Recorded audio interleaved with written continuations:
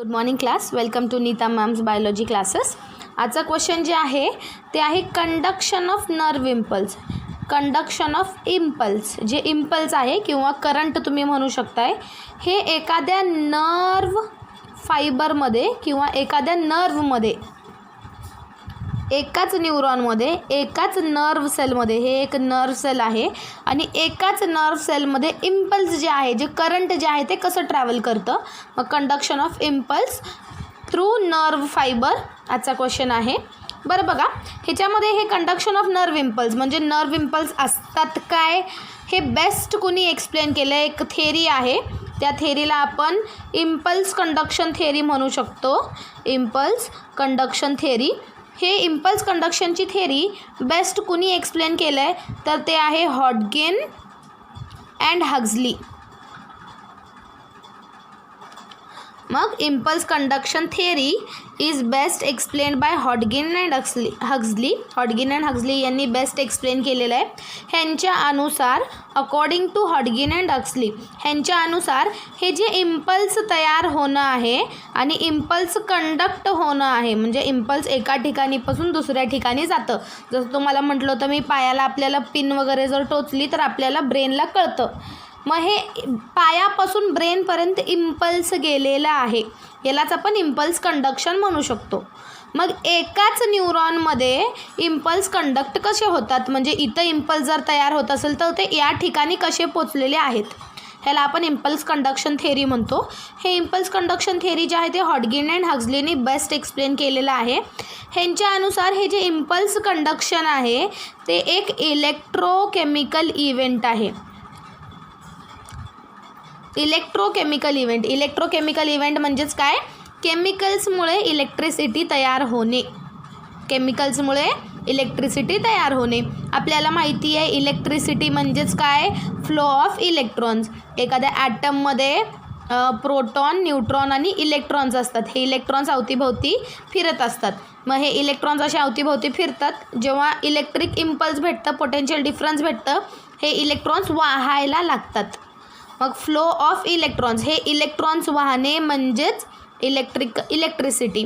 मग chemical रिॲक्शनमुळं electrons वाहतात, त्यालाच आपण इलेक्ट्रोकेमिकल इव्हेंट म्हणतो. मग impulse conduction theory is best explained by Hodgkin and Huxley. According to them impulse conduction is an electrochemical event. त्यांच्या अनुसार इम्पल्स कंडक्शन काय आहे, इलेक्ट्रोकेमिकल इव्हेंट आहे. मग सध्या असतं कसं प्रेझेंटमध्ये, म्हणजे सिच्युएशन कशी आहे ते आधी सांगूयात आपण. तर बघा, हे जे एक न्यूरॉन आहे, हे जे आपलं एक नर्वचं सेल आहे किंवा तुम्ही म्हणू शकताय हे जे ब्रेनचं सेल आहे ते कशापासून बनले, ते जे आहे हे नर्व सेल आहे. बघा मी डायग्राम काढत आहे. मग हे जे एक न्यूरॉन आहे,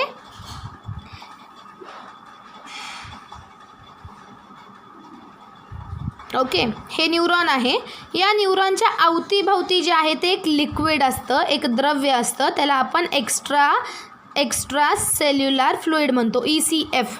ओके, मग neuron is surrounded by extra cellular fluid.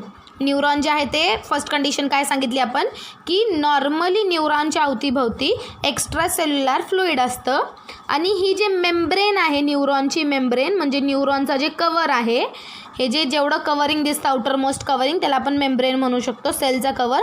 Membrane of the neuron is selectively permeable.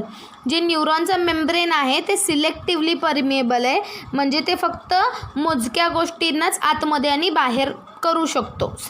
Selected मेम्ब्रेनला तो आतमध्ये आणि बाहेर घेऊ शकतो, त्याला सिलेक्टिव्हली परमिएबल म्हणतात. हे तुम्हाला आधी शिकवलं आहे. मग तुम्ही बघा, पहिल्यांदा तरी आपण प्रेझेंट कंडिशन काय आहे ते सांगितलेली आहे, की एक जर सेल असेल, एक जर ब्रेनचा सेल असेल किंवा न्यूरॉन असेल तर त्याच्या अवतीभवती एक्स्ट्रा सेल्युलर फ्लुइड असतं. सेलच्या बाहेरचं फ्लुइड एक्स्ट्रा सेल्युलर फ्लुइड असतं आणि मेम्ब्रेन ऑफ द न्यूरॉन कसं आहे, सिलेक्टिव्हली परमिएबल. हे दोन गोष्टी तुम्ही आधीच क्लिअर करा की असं असं आहे, ही सिच्युएशन आहे. नेक्स्ट आहे फर्स्ट कंडिशन. हे जे आहे ते पहिलं कंडिशन आहे. पहिल्या परिस्थितीमध्ये वेन देर इज नो स्टिम्युलाई, जेव्हा काहीही स्टिम्युलस नाही आहे, टच वगैरे काही नाही झालेलं आहे किंवा पिन वगैरे काही टोचलेलं नाही आहे, त्याला आपण रेस्टिंग स्टेटही म्हणू शकतो. At resting state when there is no stimulus, जेव्हा स्टिम्युलस नाही आहे तर आपण बघू शकतो की हे जे इंटरनल ऑफ द न्यूरॉन, न्यूरॉनच्या आतमध्ये इनसाइड ऑफ द न्यूरॉन, हे जे इनसाइड पार्ट आहे न्यूरॉनचं ते मोर इलेक्ट्रोनेगेटिव्ह असतं. त्याच्या आतमध्ये नेगेटिव्ह चार्जेस भरपूर असतात. आतमध्ये जे आहे ते मायनस चार्जेस भरपूर असतात रेस्टिंग स्टेटमध्ये. अँड एक्स्ट्रा सेल्युलर फ्लुइड जे आहे ते इलेक्ट्रोपॉझिटिव्ह असतं. आता इलेक्ट्रोपॉझिटिव्हमध्ये सोडियम प्लस आणि पोटॅशियम प्लस हे आयन्स येतात. तुम्ही बघू शकताय. फर्स्ट कंडिशन अशी आहे की तिथं स्टिम्युलस नाही आहे, there is no stimulus. Stimulus नसताना रेस्टिंग स्टेटमध्ये internal inside of the neuron is more electronegative and extra cellular fluid is electropositive. Okay, ही पहिली कंडिशन आहे. दुसरी कंडिशन आहे when there is after application of stimulus, जेव्हा स्टिम्युलस अप्लाय होतं म्हणजे एक टच वगैरे झालेला आहे. दुसरी कंडिशन काय आहे, स्टिम्युलस अप्लाय झाल्यानंतर सगळ्यात महत्त्वाचं चेंज जे आहे ते याच्यामध्ये होतं मेम्ब्रेनमध्ये. ही जे मेम्ब्रेन आहे ती सिलेक्टिव्हली परमिएबल होती रेस्टिंग स्टेटमध्ये, स्टिम्युलसमध्ये तो फ्रीली परमिएबल होते. ती कशी बनते, फ्रीली परमिएबल, म्हणजे आयन्स आतमध्ये जाऊ शकतात. आता स्टिम्युलस अप्लाय केल्यानंतर ही मेम्ब्रेन कशी झालेली आहे, ही मेम्ब्रेन फ्रीली परमिएबल झालेली आहे. आपल्याला एवढी मेम्ब्रेन आहे या बाजूची, म्हणजे जिथं स्टिम्युलस भेटतं त्या साईडून, मग इकडची मेम्ब्रेन जी आहे ती फ्रीली परमिएबल झालेली आहे. त्यामुळं बघा याच्यामुळं काय होतं आपल्याला माहिती आहे, बाहेर पॉझिटिव्ह आहे आणि आतमध्ये काय आहे, नेगेटिव्ह आहे इथं. मग हे पॉझिटिव्ह आणि नेगेटिव्ह अट्रॅक्ट करतं आणि एक इन्फ्लक्स होतं, रॅपिड इन्फ्लक्स म्हणजे चेंज, रॅपिड इन्फ्लक्स होतं. आणि याच्यामुळं आता सिच्युएशन काय होते, इंटरनल आतली साईड जी आहे ते it becomes positive and extra cellular फ्लुइडमध्ये नेगेटिव्ह चार्जेस येतात बाहेर. म्हणजे इथं तुम्ही दाखवू शकता की इथं याच्यामुळं काय झालं आहे, नेगेटिव्ह चार्ज बाहेर आलं आहे आणि हे पॉझिटिव्ह चार्ज आतमध्ये गेलेलं आहे. आता याच्यामुळं काय होतं, एक पोटेन्शियल डिफरन्स तयार होतं, एक वेगळेपणा तयार झालेलं आहे की या साईडला सगळं पॉझिटिव्हच आहे आणि इथं निगेटिव्ह आहे. हे तरी वेगळेपण आहे की नाही, एक डिफरन्स आहे, पोटेन्शियल डिफरन्स, ताकदमधला डिफरन्स, पोटेन्शियल डिफरन्स तयार झालेले आहे. मग या पोटेन्शियल डिफरन्समुळे काय होतं, हे जे पॉझिटिव्ह चार्जेस आहेत ते फ्लो होतात. ते कुठंपर्यंत फ्लो होणार आहेत, जिथंपर्यंत नेगेटिव्ह चार्जेस आहेत तिथंपर्यंत फ्लो होणार आहेत. मग याच्यामुळं इम्पल्स जे आहे ते कंडक्ट होतात. आपल्याला माहिती आहे पॉझिटिव्ह आणि नेगेटिव्ह एक दुसऱ्याला अट्रॅक्ट करतात.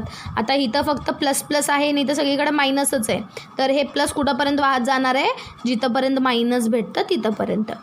मग एका न्यूरॉनमध्ये हे जे इम्पल्स आहे ते कसं कंडक्ट झालं हे आपल्याला सांगायचं आहे. आता मी तुम्हाला एक्सप्लेनेशन सांगत आहे बघा. थोडंसं किचकट वाटत असेल, फक्त बोलण्यावर लक्ष द्या.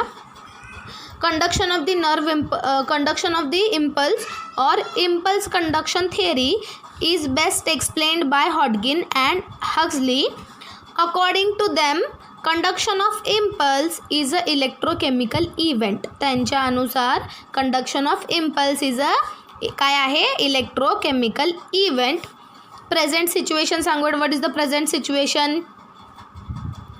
That each neuron is surrounded by किंवा neurons are surrounded by extracellular fluid and the membrane of the neuron is selectively permeable. What is the first condition? When there is no stimulus, or you can say at resting state, inside of the neuron is more electronegative and extracellular fluid is more electropositive. Due to presence of Na plus and K plus ions. K plus आणि Na plus आयन्समुळे तो एक more positive आहे. दुसरी condition आहे after application of stimulus. After application of stimulus सगळ्यात मोठा change कशामध्ये झाला आहे, मेम्ब्रेनमध्ये. The membrane becomes freely permeable. मेम्ब्रेन कशी बनते, freely permeable. Therefore this causes a rapid influx कुणाचं, आयन्सचं. मग After application of stimulus, the membrane becomes freely permeable and this causes a rapid influx of ions. Therefore, the inside of the neuron becomes electropositive and extracellular fluid becomes electronegative. This causes a potential difference. And a circuit is formed. Therefore impulse is conducted. impulse conduct होत जातं. Okay, मग हे लक्षात ठेवा तुम्ही की हॉटगिन and Huxley यांनी ही theory सांगितली होती की एखाद्या नर्व फायबरमध्ये हे जे इम्पल्स आहे, इम्पल्स म्हणजे करंट किंवा आयन्स आपण म्हणू शकतो, हे कसे ट्रॅव्हल करतात किंवा ट्रॅव्हल कसे झालेले आहेत. आता तुम्हाला अजून एक पॉईंट मी जर सांगायचं म्हटलं तर बघा, आपल्या स्किनसाठी इम्पल्स जे आहे ते टच असू शकतं किंवा टेम्परेचर असू शकतं, म्हणजे थंडी वाजणे किंवा गरम होणे हे स्टिम्युलस असू शकतं. स्टिम्युलस टच, पिन टोचणे वगैरे हे आपल्या स्किनला स्टिम्युलस असू शकतं. आईजसाठी स्टिम्युलस जे आहे ते लाईट चेंज आहे, लाईटमध्ये चेंज होते, इंटेन्सिटीमध्ये चेंज होते, हे आईजसाठी स्टिम्युलस आहे. इयर्ससाठी, कानांसाठी काय आहे स्टिम्युलस, तर ऐकणे, वेव्ज असतात, साऊंडचे वेव्ज, हे साऊंडचे वेव्स कंटिन्युअसली कानात जात असतात आणि हे कंटिन्युअसली स्टिम्युलस तयार करत असतात. मग असे वेगवेगळे ऑर्गन्स आहेत आपले सेन्स ऑर्गन्स, वेगवेगळ्या सेन्स ऑर्गनसाठी वेगवेगळं स्टिम्युलस असू शकतं. आता आपण प्रत्येक वेळेस असं नाही सांगू शकत की टच म्हणजेच स्टिम्युलस, तर इथं टेम्परेचर स्टिम्युलस असू शकतं, डोळ्यांसाठी लाईट स्टिम्युलस असू शकतं आणि इम्पल्स तयार होतं. ओके, मग सेन्स ऑर्गन्स जिथं असतात तिथं इम्पल्स तयार होतात. तिथं स्किन आहे आपली आणि हे टच झालेलं आहे. कळलं? ठीक आहे, थँक्यू.